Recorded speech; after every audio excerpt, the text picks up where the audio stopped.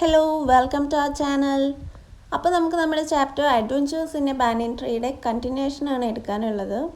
Before that നിങ്ങൾക്ക് എക്സാമിന് മുൻപ് ഏതെങ്കിലും ചാപ്റ്റേഴ്സ് ഡൗട്ട് വരികയാണെങ്കിൽ എളുപ്പം കിട്ടാനായിട്ട് നമ്മുടെ ചാനൽ സബ്സ്ക്രൈബ് ചെയ്ത ശേഷം പ്ലേലിസ്റ്റിൽ പോയിട്ടുണ്ടെങ്കിൽ നിങ്ങൾക്ക് 10th എല്ലാ ഇംഗ്ലീഷ് ചാപ്റ്റേഴ്സിൻ്റെയും ഈസി ആയിട്ടുള്ള മലയാള വിശദീകരണം കിട്ടുന്നതായിരിക്കും. So now let's move on to the chapter.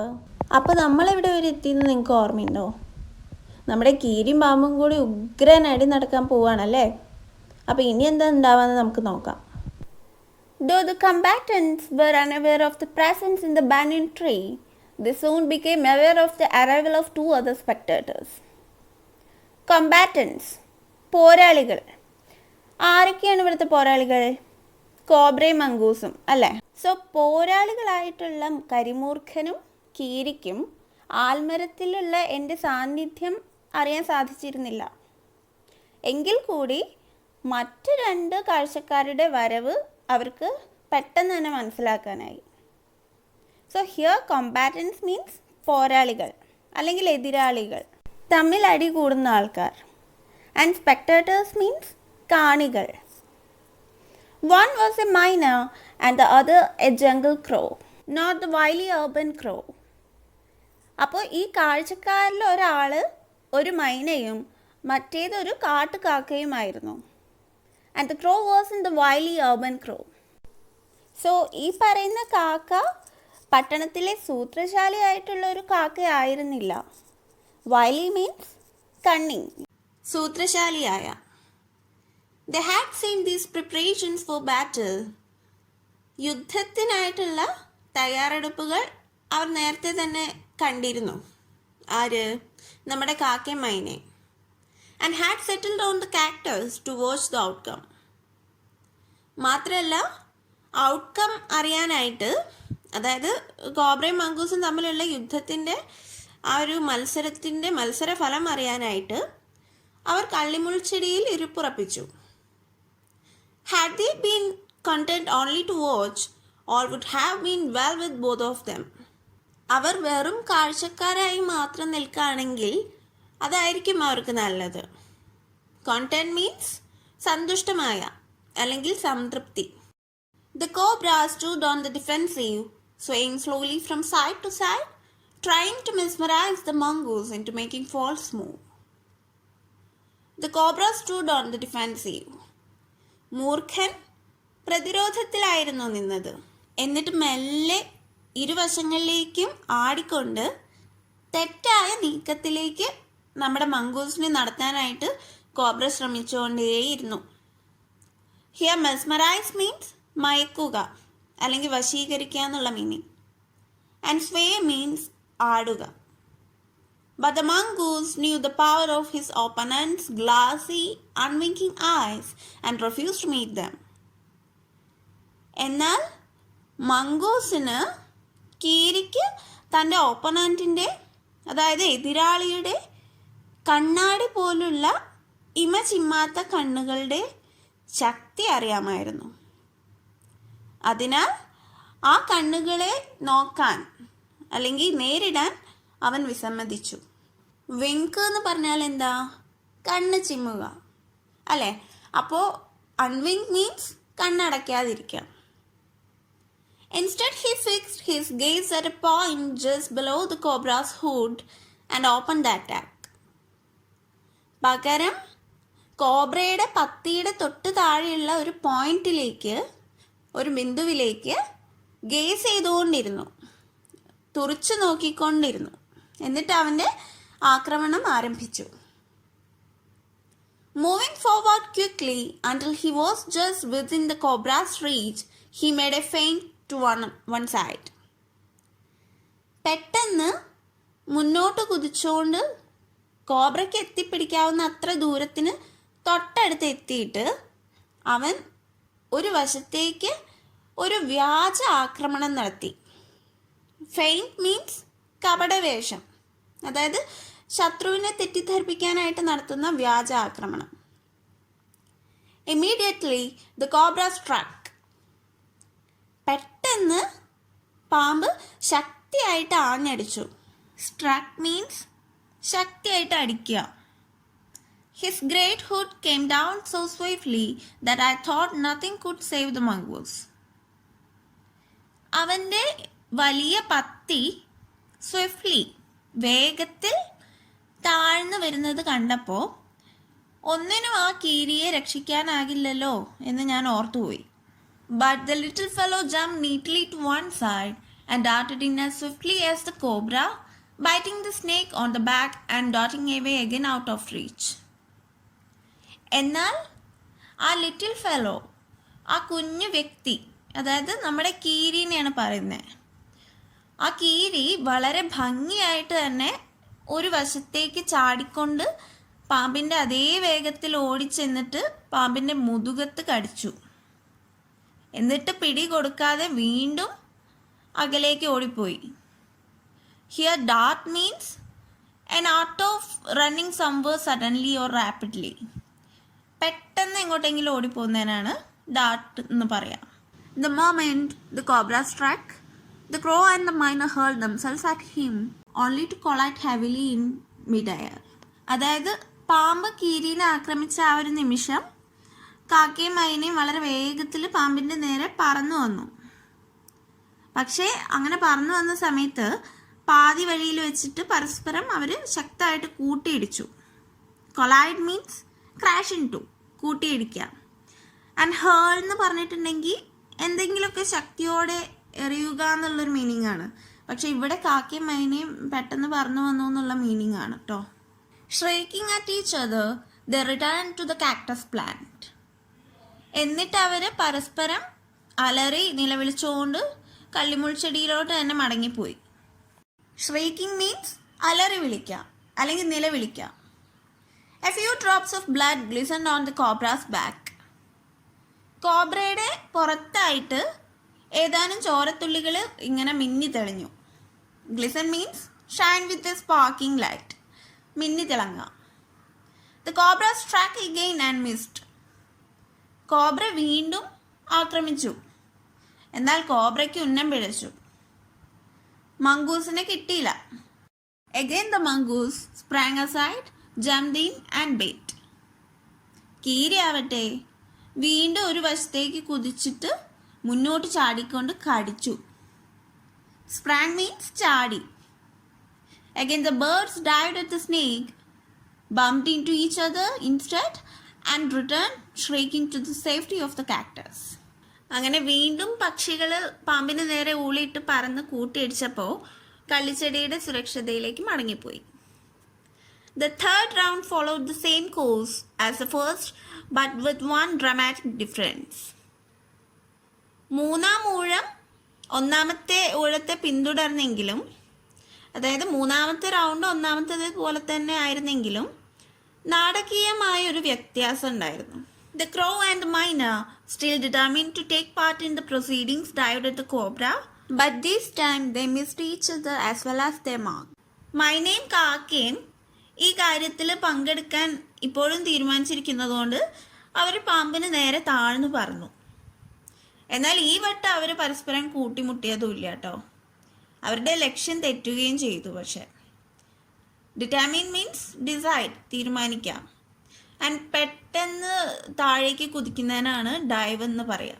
The myna flew on and reached its perch. മൈന മുന്നോട്ട് പറന്നിട്ട് അതിൻ്റെ ഇരിപ്പിടത്തിൽ തന്നെ എത്തി. പെർച്ച് മീൻസ് സീറ്റ്, ഇരിപ്പിടം. But the crow try to pull up in mid air and turn back. എന്നാൽ കാക്ക പറക്കൽ നിർത്താനും തിരിച്ചു പോകാനും ശ്രമിച്ചു. പുൾ അപ്പ് മീൻസ് സ്റ്റോപ്പ്, നിർത്തുക. In the second that it took him to do this, the cobra whipped his head back and struck with great force, his snout thudding against the crow's body. ഇത് ചെയ്യാൻ ശ്രമിച്ചപ്പോൾ ആ ഒരു സെക്കൻഡിൽ പാമ്പിൻ്റെ തലയുടെ ആ ഒരു മുൻഭാഗം കാക്കയുടെ ശരീരത്തിൽ പതിച്ചു. കോബ്ര തല പിന്നിലേക്ക് അടിക്കുകയും പിന്നെ ഒരു ചെറിയ ശബ്ദത്തോടെ ശക്തമായിട്ട് കോബ്രയുടെ തലയുടെ മുൻഭാഗം കാക്കയുടെ ശരീരത്തിൽ മുട്ടിക്കുകയും ചെയ്തു. വിപ്പ് മീൻസ് ആഞ്ഞടിക്കുക അല്ലെങ്കിൽ വീശിയടിക്കുക. പിന്നെ മൃഗങ്ങളുടെയൊക്കെ മൂക്കിനാണ് കേട്ടോ സ്നൗട്ട് എന്ന് പറയാം. പക്ഷെ ഇവിടെ കോബ്രയുടെ സ്നൗട്ട് എന്ന് ഉദ്ദേശിച്ചിട്ടുള്ളത് കോബ്രയുടെ മുഖത്ത് മൂക്ക് പോലെ ഉന്തി നിൽക്കുന്ന ആ ഒരു ഭാഗത്തിനാണ്. And then thudding means fall or hit something with a dull sound. ചെറിയ ശബ്ദത്തിൽ തട്ടുക അല്ലെങ്കിൽ മുട്ടുക. I saw the bird flung nearly 20 feet across the garden, where after fluttering about for a while it lay still. പൂന്തോട്ടത്തിന് കുറുകയായിട്ട് ഏകദേശം 20 അടിയോളം കാക്ക പറക്കുന്നത് ഞാൻ കണ്ടു. അവിടെ കുറച്ചു നേരം ചിറകടിച്ച് പറന്ന ശേഷം അത് സ്റ്റില്ലായിട്ട് കിടന്നു, നിശ്ചലായിട്ട് കിടന്നു. The miner remained on the cactus plant, very wisely refrained from interfering again. വീണ്ടും ഇടപെടാനില്ലെന്ന് ബുദ്ധിപൂർവം തീരുമാനിച്ചിട്ട് നമ്മുടെ മൈന കള്ളിച്ചെടിയിൽ തന്നെ ഇരുന്നു. Refrain means stop oneself from doing something. ഒരു കാര്യം ചെയ്യുന്നതിൽ നിന്ന് പിന്തിരിയുക അല്ലെങ്കിൽ വിട്ടു നിൽക്കുക എന്നുള്ള meaning. And interfere means ഇടപെടുക. The cobra was weakening. പാമ്പ് ക്ഷീണിതനായിക്കൊണ്ടിരിക്കുകയായിരുന്നു. And the mongoose, walking fearlessly up to it, raised himself on his short legs and with lightning snap had the big snake by the snout. കീരി ആകട്ടെ ഒട്ടും പേടിയില്ലാതെ പാമ്പിൻ്റെ അടുത്തെത്തിയിട്ട് അവൻ്റെ ചെറിയ കാലുകളിൽ ഉയർന്നു നിന്നിട്ട് മിന്നൽ വേഗത്തിലുള്ള ഒരു കടിയോടെ ആ വലിയ പാമ്പിൻ്റെ മുഖം അവൻ്റെ വായ്ക്കുള്ളിലാക്കി. The cobra writhed and lashed about in a frightening manner. Cobra വേദന കൊണ്ട് വളഞ്ഞ് പുളഞ്ഞ് ആഞ്ഞടിച്ചുകൊണ്ടിരുന്നു. റൈറ്റ് മീൻസ് വേദന കൊണ്ട് പുളയുക. ആൻഡ് ലാഷ്ഡ് മീൻസ് നമ്മൾ നേരത്തെ പഠിച്ചില്ലേ, വിപ്ഡ്. സെയിം മീനിങ് ആണ് കേട്ടോ, ആഞ്ഞടിക്കുക. And even coiled itself about the mongoose, but all to no avail. അത് കീരിയെ ചുറ്റിത്തിരിഞ്ഞെങ്കിലും ഒരു പ്രയോജനം ഉണ്ടായില്ല. avail മീൻസ് പ്രയോജനം. സോ ഇവിടെ no avail മീൻസ് പ്രയോജനപ്പെട്ടില്ല അല്ലെങ്കിൽ നേട്ടം ഉണ്ടായിട്ടില്ല. The little fellow hung grimly on until the snake had ceased to struggle. ആ പാമ്പിൻ്റെ ജീവന് വേണ്ടിയിട്ടുള്ള പോരാട്ടം അവസാനിപ്പിക്കുന്നത് വരെയും ആ ചെറുജീവി കഠിനമായിട്ട് കടിച്ചു തൂങ്ങി.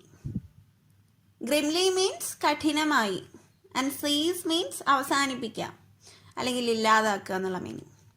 He then smiled along its quivering length and gripping it round the hood, dragging it into the bushes.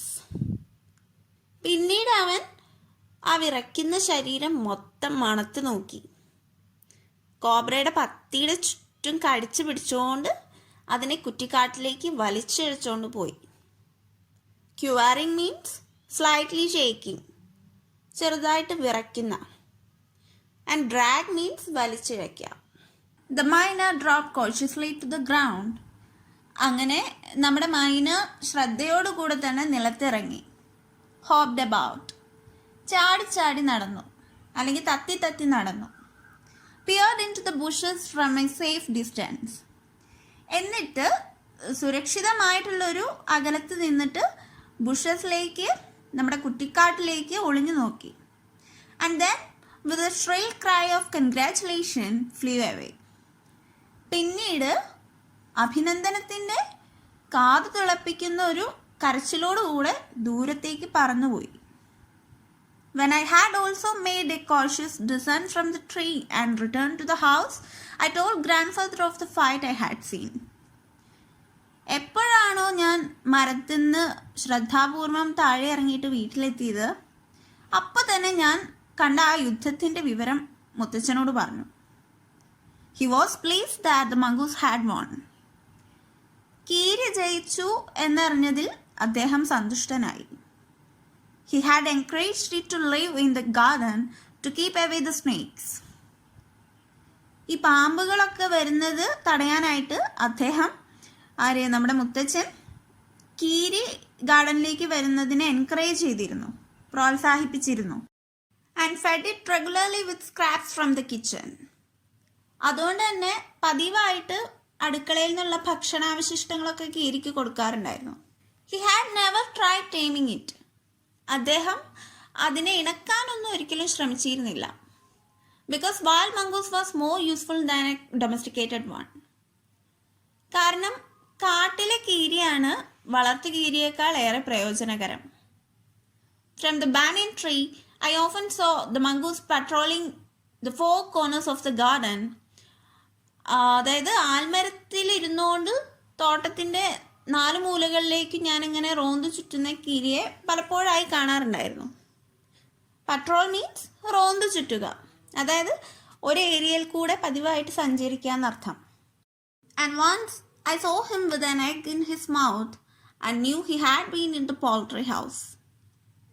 ഒരിക്കൽ ഞാൻ അവൻ്റെ വായിലൊരു എഗ്ഗ് കണ്ടു. ഒരു മുട്ട കാണാനിടയായപ്പോൾ അവൻ കോഴിക്കൂട്ടിലെത്തിയിരുന്നു എന്നുള്ളത് എനിക്ക് മനസ്സിലായി. But he hadn't harmed the birds. എന്നാൽ അവൻ കോഴികളെ ഒന്നും ഉപദ്രവിച്ചിരുന്നില്ല. And I knew grandmother would forgive him for stealing as soon as he kept the snakes away from the house. മാത്രമല്ല, പാമ്പുകളെ വീട്ടിൽ നിന്ന് അകറ്റി നിർത്തിയോണ്ട് തന്നെ ഇങ്ങനെ എഗ്ഗ് കട്ടെടുക്കുന്നു എന്നുള്ള കാര്യത്തിന് മുത്തശ്ശി ക്ഷമിക്കുമായിരുന്നു എന്നുള്ളത് എനിക്കറിയായിരുന്നു. മുത്തശ്ശി നമ്മുടെ മംഗൂസിനോട് ക്ഷമിക്കുമായിരുന്നു എന്നുള്ളത് എനിക്കറിയായിരുന്നു. The banyan tree was also the setting for what we were to call the strange case of the grey squirrel and the white rat. ചാരനിറത്തിലുള്ള അണ്ണാൻ്റെയും അതുപോലെ തന്നെ വെളുത്ത എലിയുടെയും ഒരു വിചിത്രമായ കേസ് എന്ന് മറ്റുള്ളവരോട് ഞങ്ങൾക്ക് പറയേണ്ടി വന്ന ആ സംഭവത്തിൻ്റെ സെറ്റിങ്ങും, അതായത് പശ്ചാത്തലവും ആൽമരമായിരുന്നു. അതായത് ആ ആൽമരത്തിൻ്റെ ചുവട്ടിലാണ് ഈ പറയുന്ന അണ്ണാനും ചാരനിറത്തിലുള്ള അണ്ണാനും വെളുത്ത എലിയും അടി കൂടിയിട്ടുണ്ടാവാം. The white rat was grandfather's. വെള്ള എലി മുത്തച്ഛൻ്റേതായിരുന്നു. He had bought it from the bazaar for 4 annas. മുത്തച്ഛൻ 4 അണയ്ക്ക് ചന്തയിൽ നിന്ന് വാങ്ങിയതായിരുന്നു അതിനെ, ആ വെള്ള എലീനെ. But I would often take it with me into the roots and branches of the old tree. എന്നാൽ പലപ്പോഴും ഞാൻ അതിനെ പഴയ ആൽമരത്തിൻ്റെ വേരുകളിലേക്കും അതുപോലെ തന്നെ ശാഖകളിലേക്കും ഒക്കെ കൂട്ടിക്കൊണ്ടുപോകാറുണ്ടായിരുന്നു. Banyan tree where it soon struck up a friendship with one of the squirrels. ആൽമരത്തിലുള്ള ഒരണ്ണാനുമായിട്ട് അവൻ പെട്ടെന്ന് തന്നെ ചങ്ങാത്തത്തിലായി.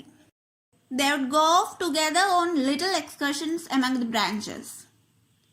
മരത്തിൻ്റെ ശാഖകളിൽ കൂടിയൊക്കെ ചെറിയ ഉല്ലാസയാത്രകളൊക്കെ അവർ നടത്തിയിരുന്നു. Then the squirrel started building a nest.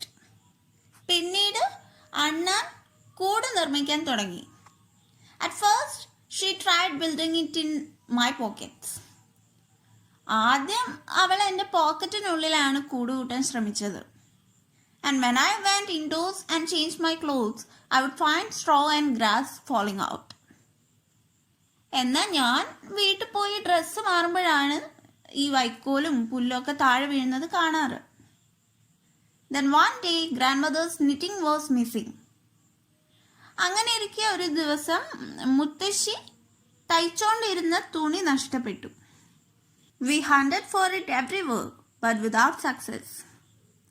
ഞങ്ങൾ അതിനു വേണ്ടി എല്ലായിടത്തും നോക്കി, എല്ലായിടത്തും വേട്ടയാടി. ഇവിടെ അങ്ങനെയാണ് പറയുന്നത്. ഹണ്ടഡ് മീൻസ് വേട്ടയാടി, പക്ഷെ വിജയം കണ്ടില്ല. Next day I saw something glinting in the hall in the banyan tree. പിറ്റേ ദിവസം ആൽമരത്തിൻ്റെ പൊത്തിൽ എന്തോ തിളങ്ങുന്നതായിട്ട് ഞാൻ കണ്ടു. Going up to investigate, I saw that it was the end of grandmother's steel knitting needle. സൂക്ഷ്മ പരിശോധനയ്ക്കായിട്ട് ചെന്നപ്പോൾ അത് മുത്തശ്ശിയുടെ തയ്യൽ സൂചിയുടെ അഗ്രമാണെന്നുള്ളത് ഞാൻ കണ്ടു. On looking further, I discovered that the hall was crammed with knitting. കൂടുതലായിട്ട് നോക്കിയപ്പോൾ ആ ദ്വാരം നിറയെ തയ്യൽ തുണികൾ കുത്തി നിറച്ചതായിട്ട് ഞാൻ കണ്ടു. Cram means push or force something into a small space. അതായത് കുത്തി നിറയ്ക്കുക. നമ്മൾ എന്തെങ്കിലുമൊക്കെ ഒരു ചെറിയ സ്പേസിൽ കുത്തി നിറയ്ക്കാറില്ലേ ക്ലോത്ത്സ് ഒക്കെ. And amongst the wool were 3 baby squirrels. മാത്രമല്ല ആ കമ്പിളിത്തുണികൾക്കിടയിൽ 3 അണ്ണാൻ കുഞ്ഞുങ്ങളും ഉണ്ടായിരുന്നു. All of them white. 3ഉം വെള്ള നിറത്തിലുള്ളവയുമായിരുന്നു. Grandfather had never seen white squirrels before. മുത്തച്ഛൻ ഇതിനു മുമ്പ് ഒരിക്കലും വെള്ള അണ്ണാൻ കുഞ്ഞുങ്ങളെ കണ്ടിട്ടുണ്ടായിരുന്നില്ല. And we gazed at them in wonder. അതുകൊണ്ട് തന്നെ ഞങ്ങളെല്ലാവരും വളരെ അത്ഭുതത്തോടെ തന്നെ അവയെ നോക്കി നിന്നു. We puzzle for some time. കുറച്ച് നേരത്തേക്ക് ഞങ്ങൾ അമ്പരന്ന് നിന്നുപോയി. അതങ്ങനെയാണല്ലോ അല്ലേ, നമ്മൾ ഇതുവരെ കാണാത്ത കളേഴ്സിലൊക്കെ എന്തെങ്കിലും കണ്ട് ശരിക്കും ഞെട്ടിപ്പോവും. ഇപ്പം അടുത്ത് എൻ്റെ വീട്ടിൽ വാട്ടർമെലൻ മേടിച്ച സമയത്ത് ഞങ്ങളത് മുറിച്ചപ്പോൾ യെല്ലോ കളറാണ് കണ്ടത്. ഞാനാകെ വണ്ടേർഡായി. കാരണം സാധാരണ നമ്മൾ പിങ്കിഷ് റെഡ് കളറിലൊക്കെയുള്ള വാട്ടർമെലൻ അല്ലേ കാണാറ്. അതേപോലെ ഇവിടെ വൈറ്റ് സ്ക്വിറലിനെ കണ്ടിട്ട് എല്ലാവരും ഷോക്കായിട്ട് നിൽക്കുകയാണ്. But when I mentioned the white rat's frequent visits to the tree, grandfather told me that the rat must be the father. പക്ഷേ വെള്ള എലിയുടെ ഇടയ്ക്കിടയ്ക്കുള്ള ആൽമരത്തിലേക്കുള്ള സന്ദർശനത്തെക്കുറിച്ച് ഞാനിങ്ങനെ സൂചിപ്പിച്ചപ്പോൾ ആ വെള്ള എലി തന്നെയായിരിക്കും അവരുടെ അച്ഛനെന്ന് എൻ്റെ മുത്തച്ഛൻ പറഞ്ഞു. Rats and squirrels were related to each other, he said. So it was quite possible for them to have offspring. എലികളും അണ്ണാന്മാരും പരസ്പരം ബന്ധമുള്ളവയായതുകൊണ്ട് അവയ്ക്ക് കുഞ്ഞുങ്ങളുണ്ടാകുക എന്നുള്ളത് തികച്ചും സാധ്യതയുള്ള കാര്യമാണെന്ന് മുത്തച്ഛൻ പറഞ്ഞു. In this case, white squirrels. എന്നാൽ ഈ സംഭവത്തിൽ വെള്ള നിറത്തിലുള്ള അണ്ണാൻ കുഞ്ഞുങ്ങളാണ് ഉണ്ടായിരിക്കുന്നത്. അപ്പോൾ നമ്മുടെ ക്ലാസ് മനസ്സിലായി എന്ന് കരുതുന്നു. ഞാൻ പറഞ്ഞ പോലെ നിങ്ങൾക്ക് ഏതെങ്കിലും ചാപ്റ്റേഴ്സ് ഡൗട്ട് വരികയാണെങ്കിൽ എല്ലാ ചാപ്റ്റേഴ്സും നമ്മുടെ പ്ലേലിസ്റ്റിലുണ്ട്. അപ്പോൾ നിങ്ങൾ സബ്സ്ക്രൈബ് ചെയ്ത ശേഷം നമ്മുടെ പ്ലേലിസ്റ്റിൽ പോയിട്ടുണ്ടെങ്കിൽ 10th എല്ലാ ചാപ്റ്റേഴ്സും കിട്ടുന്നതായിരിക്കും. So please do like, share and subscribe to our channel. Thank you.